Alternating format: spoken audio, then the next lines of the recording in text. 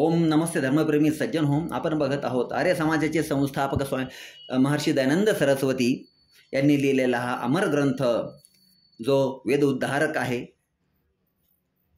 जो वेदांची माहिती घराघरापर्यंत पोहोचणार आहे. आणि हा ग्रंथ ज्याच्या घरात जाईल त्या घरात गेल्यानंतर त्या घरामधले अज्ञान दूर होऊन तिथं ज्ञानप्राप्ती होईल, तर्कशुद्ध बुद्धी प्राप्त होईल, ज्ञान विज्ञान तंत्रज्ञान याविषयी आणि ईश्वराविषयी माहिती उपलब्ध होईल, जी जशी वेदांमध्ये आहे त्याचप्रमाणे आपल्याला या पुस्तकात सापडेल, या ग्रंथामध्ये सापडेल. कुठल्याही प्रकारची अतिशयोक्ती स्वामींनी केलेली नाही, जशी इतर कुणी करत असतील तर. ठीक आहे. तर ईश्वर जसा आहे तसाच याच्यात सांगितलेला आहे.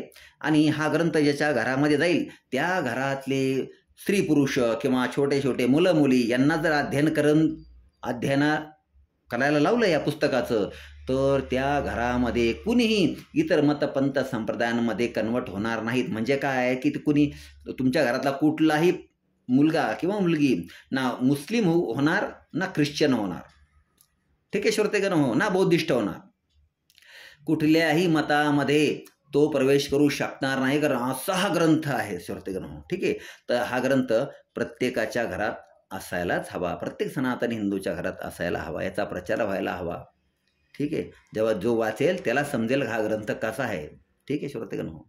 तर आपण बघत आहोत तिसरा समुल्लास आणि गायत्री मंत्र आपण मागच्या व्हिडिओमध्ये बघितला. तर आता आपण बघूया पुढील भाग. तर हे परमेश्वर, हे सच्चिदानंद स्वरूप, हे नित्य शुद्ध बुद्ध मुक्त स्वभाव, हे अज निरंजन निर्विकार, हे सर्वांतर्यामीन, हे सर्वाधार जगतपती, सकल जगत उत्पादक, हे अनादे विश्वंभर सर्वव्यापीन, हे करुणामृत वारिधे, सवितुर्देवस्य तव यदो भृभुवः स्वरवरेण्यं भर्गोस्ति तद्वयं धीमहि व दधीमहि ध्यायेम वा कस्मै प्रयोजना यत्यत्राह. हे भगवन् यः सविता देवः परमेश्वरो भावन्नस्कामं भवन्नस्माकं धियः प्रचोदयात्, स एवास्माकं पूज्य उपासने इष्टदेवो भवतु नातोन्यं भवतुल्यं भवतोधिकं च कश्चित् कदाचिन्मन्यामहे. अर्थात हे मनुष्यांनो, जो सर्व समर्थांमध्ये समर्थ आहे, जो सच्चिदानंद अनंत स्वरूप आहे, जो नित्य आहे, शुद्ध आहे, जो नित्य शुद्ध आहे, जो नित्य बुद्ध आहे, जो नित्य मुक्त आहे आणि जो कृपासागर आहे, योग्य न्याय करणारा आहे, जन्म मरणादी क्लेशांपासून तो रहित आहे, तो आकार रहित आहे, तो सर्वज्ञ आहे, तो सर्वांचा धर्मपिता आहे, तो सर्वांना उत्पन्न करणारा आहे, अन्नादिकांनी तो सर्वांचे पोषण करणारा आहे. ठीक आहे.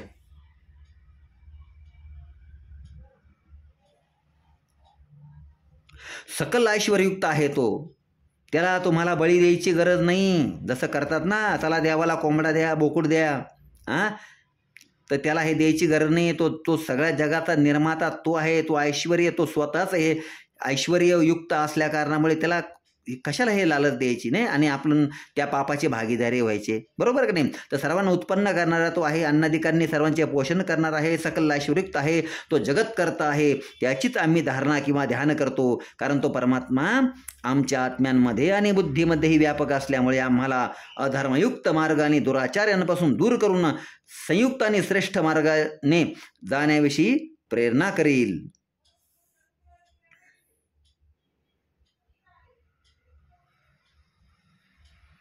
या परमात्म्याशिवाय दुसऱ्या कोणत्याही पदार्थांचे ध्यान करण्यात आम्ही कधीही लागू नये, कारण त्याच्याशी तुल्य दुसरा कोणीच नाही आहे, बरोबर आहे का नाही.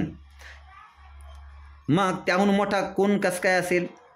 तर तोच सर्वांतर्यामी परमात्मा, आमचा पिता, राजा, न्यायाधीश आणि आम्हाला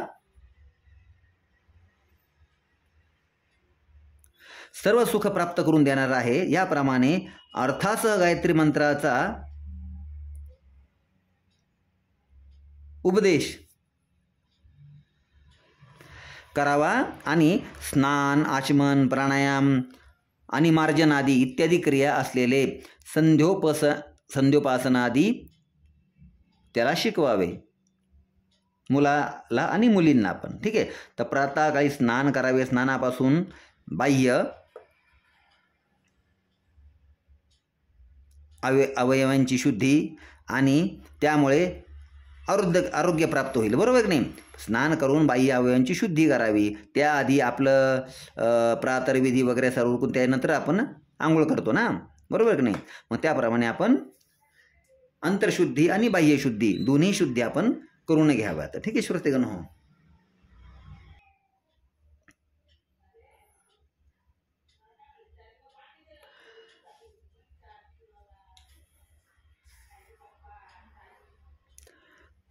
या प्रकारे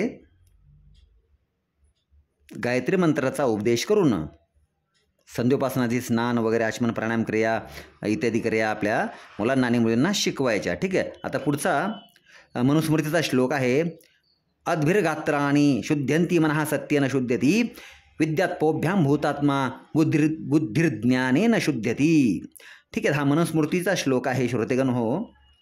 तर याचा अर्थ असा की पाण्याने शरीराच्या बाहेरील अवयवांची शुद्धी होते, बरोबर. सत्याचरणाने मन निर्मळ होते. विद्या आणि तपाने म्हणजे सर्व प्रकारचे कष्ट सहन करून धर्माचरण केल्याने जीवात्मा शुद्ध होतो.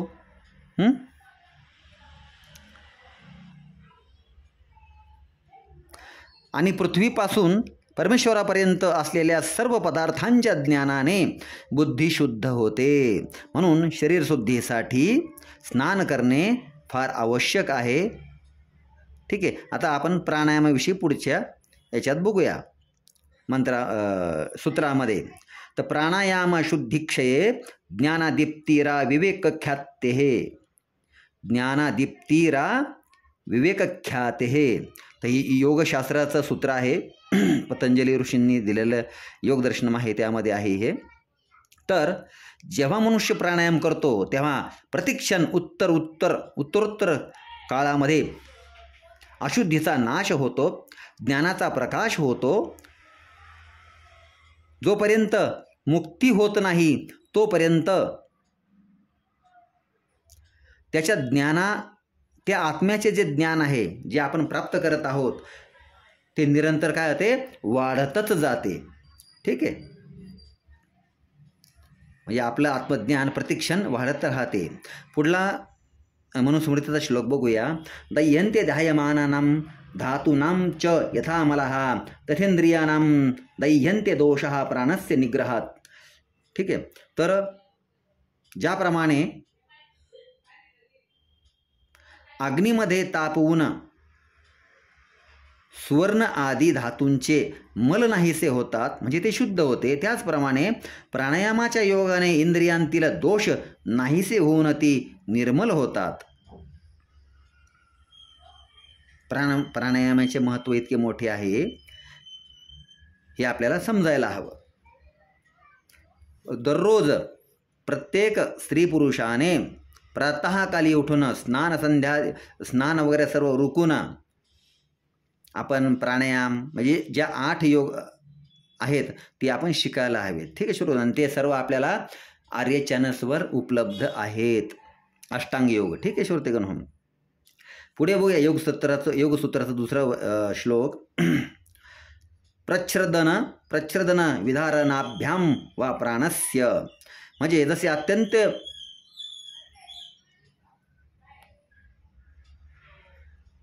वेगाने वमन होऊन अन्न जल बाहेर निघते त्याचप्रमाणे प्राणालाही बळाने बाहेर फेकून बाहेरच्या बाहेर यथाशक्ती थांबवावे. म्हणजे कसं की ज्याप्रमाणे ओकताना आपण कोठ्यातून अन्न जल वगैरे जोराने बाहेर पडते ना, त्याचप्रमाणे प्राणवायूला बाहेर फेकणे, श्वास फेकणे आणि यथाशक्ती बाहेरच स्थिर करणे. म्हणजे जसं श्वास घेतला तर याला बाहेर सोडायचा,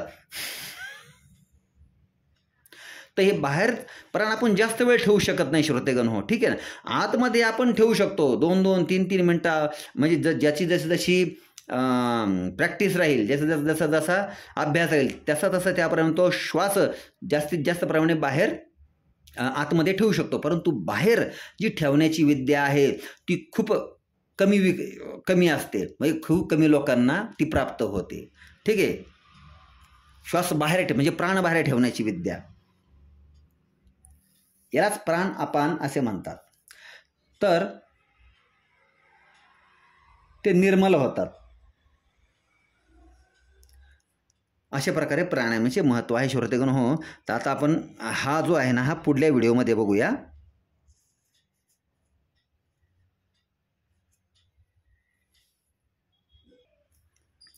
तर हा जो योगसूत्राचा श्लोक आहे हा खूप मोठा आहे, याचा विषय खूप हे आहे, तरी आपण थोडक्यात सांगितले. पण आता याला पुढल्या व्हिडिओमध्ये बघूया.